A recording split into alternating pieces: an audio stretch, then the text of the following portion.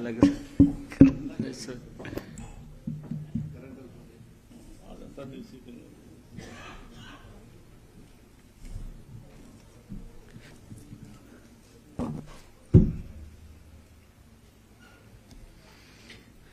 आप सब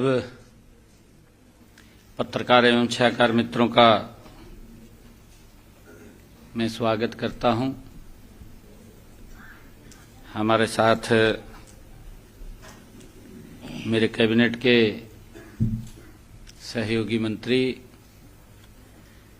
कृष्ण बेदी जी,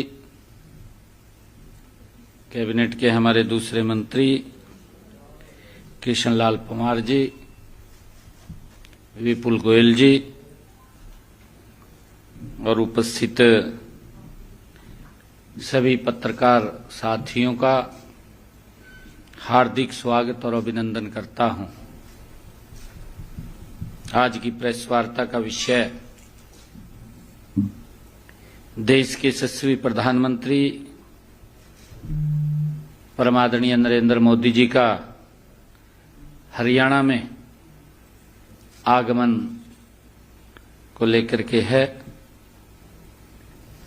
देश के यशस्वी प्रधानमंत्री आदरणीय नरेंद्र मोदी जी आगामी 14 अप्रैल को हरियाणा की पावन धरा पर पधार रहे हैं। आदरणीय प्रधानमंत्री जी भारत रत्न बाबा साहेब डॉक्टर भीमराव अंबेडकर जी की जयंती पर आयोजित राज्य स्तरीय समारोह में मुख्य अतिथि के रूप में शामिल होंगे और हमें आशीर्वाद देंगे। उनके जैसे कर्मयोगी का हरियाणा के लोगों को आशीर्वाद न केवल हमारी नई पीढ़ी के लिए प्रेरणा का स्रोत है, बल्कि इससे हमारा मनोबल भी ऊंचा होगा। संविधान शिल्पी डॉक्टर भीमराव अंबेडकर जी ने करोड़ों दीन दुखियों तथा पिछड़े भाइयों के जीवन के कल्याण उत्थान के लिए अपना पूरा जीवन समर्पित किया है।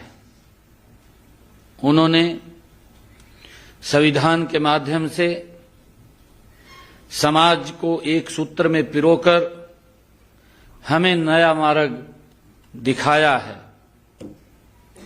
उनके जीवन से नई पीढ़ी को सीख व प्रेरणा देने के उद्देश्य से उनका जयंती समारोह आयोजित किया जा रहा है, क्योंकि हर वर्ष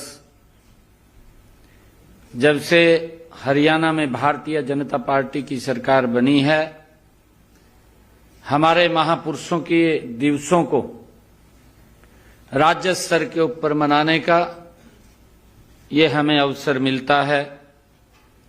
मैं ऐसे महापुरुष व संत महात्मा हमारी अमूल्य धरोहर हैं, इसलिए हमने संतों और महापुरुषों को उनके संदेश को जन जन तक पहुंचाने के लिए प्रदेश में संत महापुरुष विचार सम्मान एवं प्रसार योजना वो चलाई हुई है। आप सब जानते हैं कि माननीय प्रधानमंत्री नरेंद्र मोदी जी जब भी हरियाणा में आए हैं, उन्होंने हरियाणा प्रदेश के मेरे परिवारजनों के लिए सौगात के पिटारे खोले हैं। मुझे इस बड़ी खुशी का अनुभव कर रहा हूं जब देश के यशस्वी प्रधानमंत्री आदरणीय नरेंद्र मोदी जी भारत रत्न बाबा साहेब अंबेडकर जी की जयंती के अवसर पर हरियाणा में आ रहे हैं, तो माननीय प्रधानमंत्री जी 2 बड़ी परियोजनाओं का उद्घाटन और शिलान्यास भी करेंगे। यमुनानगर में Chaudhary Deenbandhu Chhoturam thermal power plant के 800 मेगावाट की नई इकाई का शिलान्यास आदरणीय प्रधानमंत्री जी के आशीर्वाद कर कमलों से होगा। इस परियोजना पर 7,272 करोड़ रुपए की लागत आएगी। इसके अलावा जो दूसरी बड़ी परियोजना है, हिसार में महाराजा अग्रसेन हवाई अड्डे से हवाई सेवाओं का शुभारंभ भी अपने करकमलों से करेंगे। इन दोनों योजनाओं के बारे में मैं थोड़ा आपके बीच में चर्चा करना चाहूंगा कि अभी भारत सरकार द्वारा ऊर्जा मंत्रालय, Haryana power generation corporation limited को Deenbandhu Chaudhary Chhoturam thermal power plant Yamunanagar में 800 मेगावाट की तीसरी इकाई स्थापित करने की हमें अनुमति मिली है। हमने उसका टेंडर भी फ्लॉट हुआ है और आदरणीय प्रधानमंत्री जी के करकमलों से वो कार्य शुरू हो जाएगा। यह परियोजना यमुनानगर में Deenbandhu Chaudhary Chhoturam thermal power project में 600 मेगावाट के मौजूदा संयंत्र का विस्तार है। इस परियोजना को पूरा करने के लिए 52 महीने का समय सीमा तय की गई है, जबकि वाणिज्य संचालन 48 महीने के अंदर शुरू हो जाएगा। इस इकाई से हरियाणा की घरेलू ऊर्जा उत्पादन क्षमता 3,382 मेगावाट तक बढ़ जाएगी। वर्तमान में राज्य में लगभग 14,000 मेगावाट बिजली उपलब्ध है। इससे 2,582 मेगावाट HPGCL द्वारा उत्पन्न की जाती है। इस परियोजना की जो केंद्रीय पर्यावरण एवं जलवायु परिवर्तन मंत्रालय से भी क्लीयरेंस हो गई है। हरियाणा राज्य पोल्यूशन बोर्ड नियंत्रण बोर्ड से भी इस परियोजना की को मंजूरी मिल चुकी है। और इसी प्रकार देश के यशस्वी प्रधानमंत्री आदरणीय नरेंद्र मोदी जी महाराजा अग्रसेन हवाई अड्डे से हवाई सेवाओं का शुभारंभ अपने करकमलों से हरियाणा वासियों को नई सौगात देंगे। मुझे खुशी है कि हिसार में महाराजा अग्रसेन जी के नाम से पहला ये हवाई अड्डा, जिसका शुभारंभ देश के यशस्वी प्रधानमंत्री जी के करकमलों से हो रहा है। यह हवाई अड्डा हिसार में एकीकृत विमानन हब का निर्माण 7200 एकड़ क्षेत्र में किया जा रहा है। इसमें से 4200 एकड़ में हवाई अड्डे और 3000 एकड़ में समेकित विनिर्माण क्लस्टर, इंटीग्रेटेड मैन्युफैक्चरिंग क्लस्टर स्थापित किया जा रहा है। हवाई अड्डे को विकास परियोजना 3 चरणों में पूरी की जा रही है। पहले चरण का काम पूरा हो चुका है। इसमें एक टर्मिनल तैयार है। पहले चरण के काम पर 50 करोड़ रुपए की लागत आई है।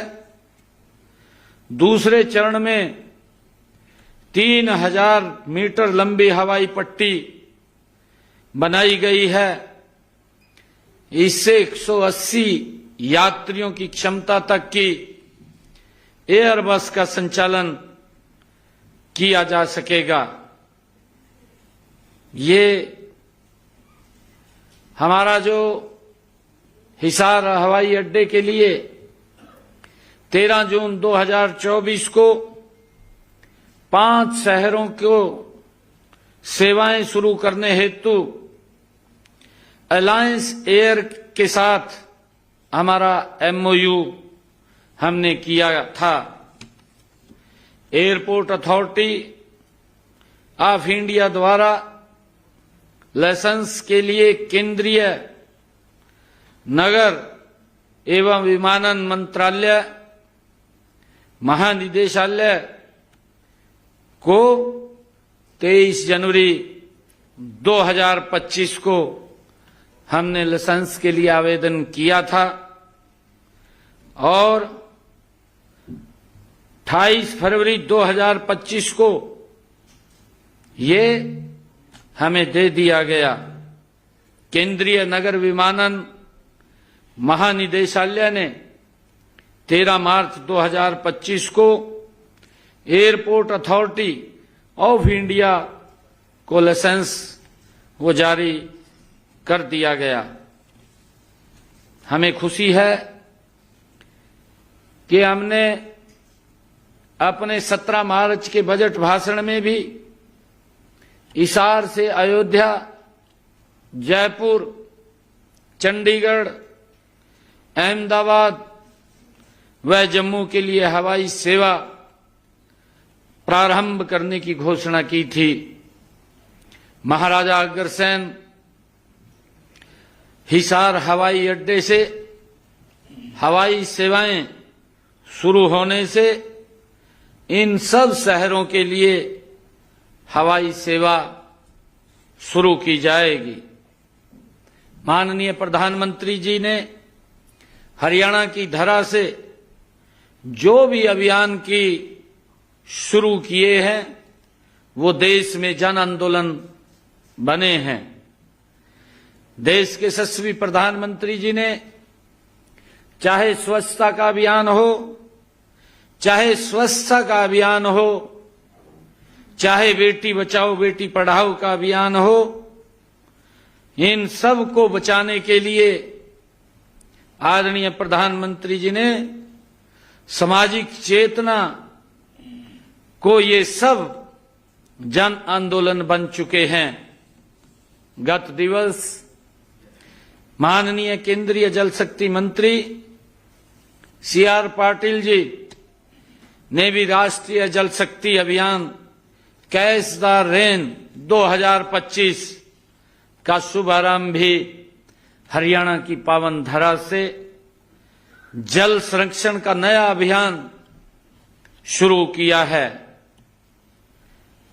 पत्रकार साथियों, क्योंकि पिछले दिनों मैंने अपना बजट प्रस्तुत किया था, मैं बजट के संबंध में भी कुछ चर्चा आप लोगों से आज इस अवसर पर करना चाहता हूं। वित्त वर्ष 2025-26 में का जो ये बजट हरियाणा के हर वर्ग के लोगों की प्राथमिकताओं और आकांक्षाओं का प्रतिबिंब है, मैं इसकी कुछ मुख्य बातों पर फिर से आप सबके बीच में जिक्र करना चाहूंगा। मैंने बजट में अपने संकल्प पत्र के 90 संकल्प इसी वर्ष पूरे करने का संकल्प व्यक्त किया है।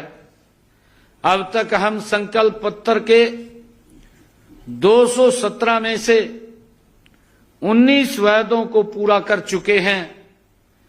14 वायदे जल्दी ही इसमें जुड़ जाएंगे। हम हरियाणा को भविष्य सक्षम बनाने के लिए डिपार्टमेंट और फ्यूचर नाम से एक नया विभाग भी बनाएंगे। हरियाणा में एआई मिशन की स्थापना करेंगे, जिसकी मैंने बजट भाषण के अंदर कहा था। गुरुग्राम और पंचकुला में हम इसके हब बनाएंगे। हमने अभी विधानसभा के सत्र में नकली बीज व कीटनाशक पर रोक लगाने के लिए एक बिल भी लेकर हम आए हैं। महिला किसानों को डेयरी स्थापित करने हेतु हमने अपने बजट में कहा कि बहनों को 1 लाख रुपए तक का ब्याज मुक्त ऋण देने का काम भी हम करेंगे।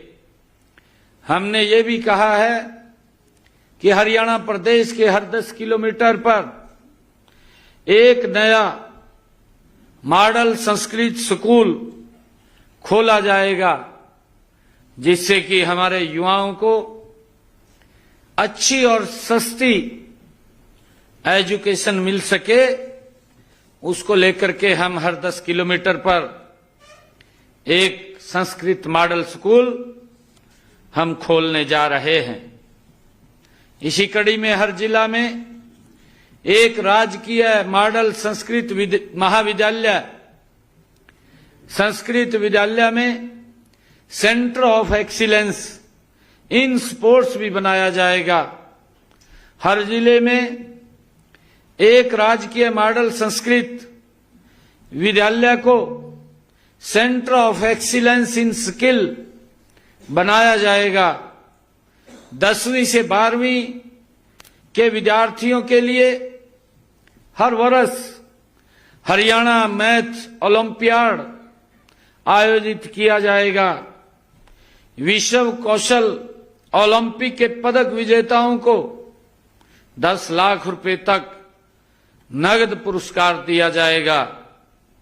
कैंसर के मरीजों के लिए 17 जिलों में डे केयर सेंटर्स खोले जाएंगे।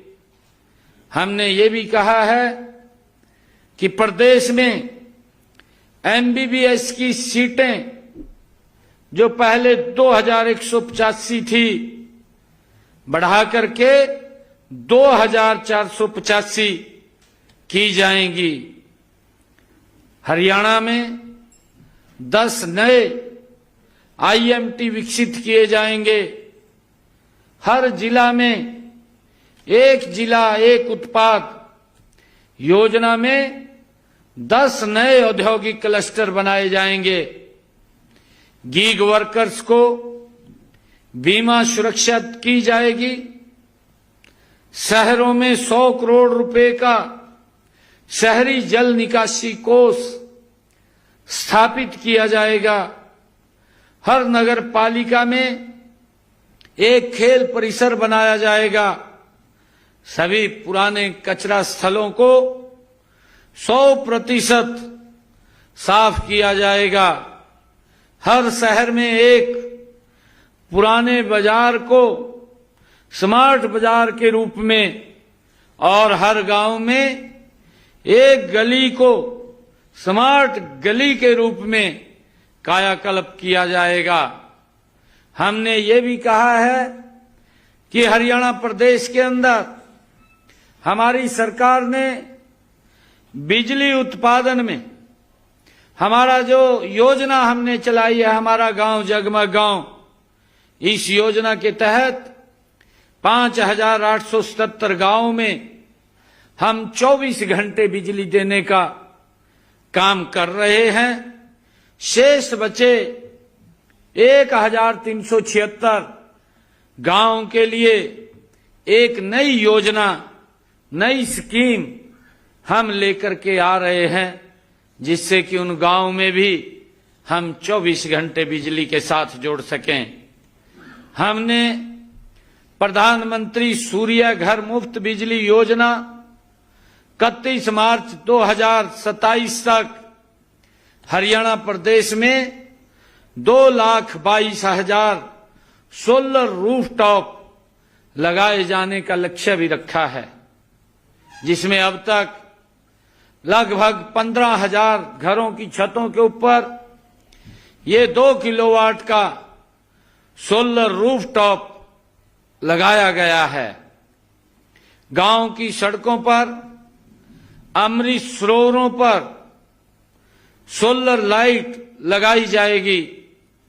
दिव्यांग व्यक्तियों के लिए मुफ्त बस यात्रा प्रदान की जाएगी। गुरुग्राम, नूह जिलों में 10,000 एकड़ पर भूमि पर अंतर्राष्ट्रीय स्तर की अरावली जंगल सफारी बनाई जाएगी। यमुनानगर में फॉरेस्ट रिसर्च इंस्टीट्यूट बनाया जाएगा। लड़कियों के लिए किशोरी योजना सभी 22 जिलों में लागू की जाएगी। यह भी निर्णय हमने किया है। 2,000 आंगनवाड़ी केंद्रों को प्ले वे स्कूल में बदला जाएगा। 2,000 आंगनवाड़ी केंद्रों को सक्षम आंगनवाड़ी केंद्र में बदला जाएगा। 1 अप्रैल से सभी 21 प्रकार की दिव्यांगताओं के लिए वित्तीय सहायता प्रदान की जाएगी। हमने कल ही, क्योंकि हमने अपने बजट में भी इस बात की घोषणा की थी, हरियाणा प्रदेश के ऐसे करदाताओं की सहूलियत के लिए सरकार वन टाइम सेटलमेंट योजना, जिसका कल मैंने कुरुक्षेत्र से शुभारंभ किया।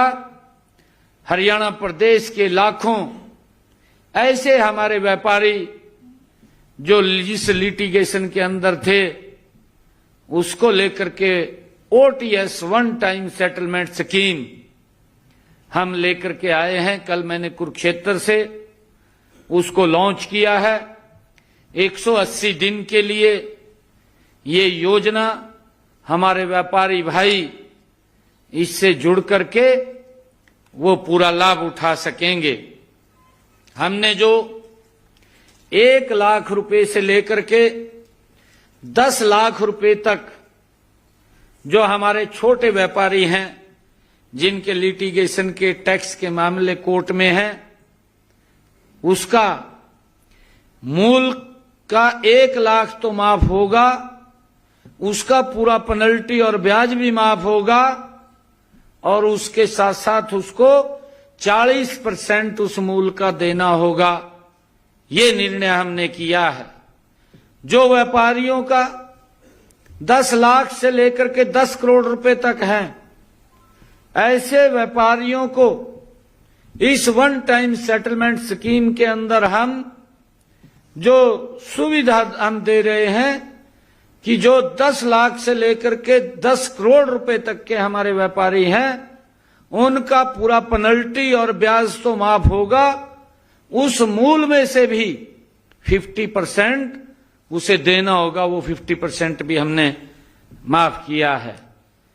और तीसरी स्कीम जो 10 करोड़ से लेकर के ऊपर की है, ऐसे सब व्यापारियों को हमने पेनल्टी और ब्याज पूर्ण रूप से उसका माफ किया है।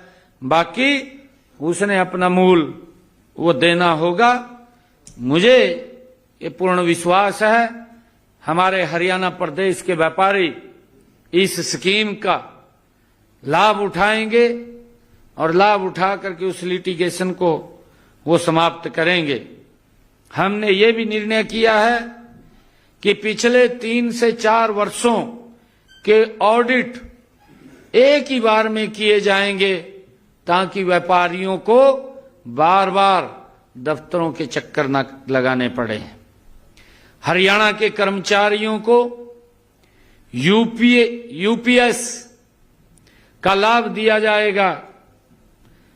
माननीय प्रधानमंत्री नरेंद्र मोदी जी के सबका साथ, सबका विकास, सबका विश्वास और सबका प्रयास विजन के साथ हमारी सरकार हरियाणा को विकसित करने, तेज गति से कार्य करने के लिए कटिबद्ध है। आदरणीय प्रधानमंत्री जी का जो विजन है 2047 तक भारत को गति से विकसित राष्ट्र बनाना, हरियाणा भी उनके साथ कंधे से कंधा मिला करके विकसित हरियाणा के साथ साथ विकसित भारत में अपना महत्वपूर्ण योगदान देगा। मुझे खुशी है 14 अप्रैल को बाबा साहेब, भारत रत्न बाबा साहेब डॉक्टर B.R. अम्बेडकर जी, उनकी जन्म जयंती के अवसर पर बड़ी परियोजनाओं की सौगात और हमारे इस बाबा साहेब को याद करने और हम सब का मार्गदर्शन करने के लिए देश के यशस्वी प्रधानमंत्री आदरणीय नरेंद्र मोदी जी आ रहे हैं।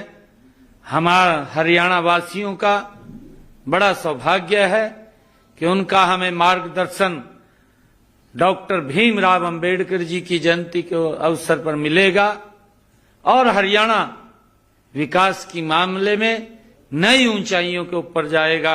बहुत बहुत धन्यवाद। ये अभी बता देंगे आपको, क्योंकि 2 बड़ी परियोजनाएं हैं, हिसार और यमुनानगर। सर ये जो दोनों जगह भी हो सकता है। नहीं, अभी बताएंगे आप।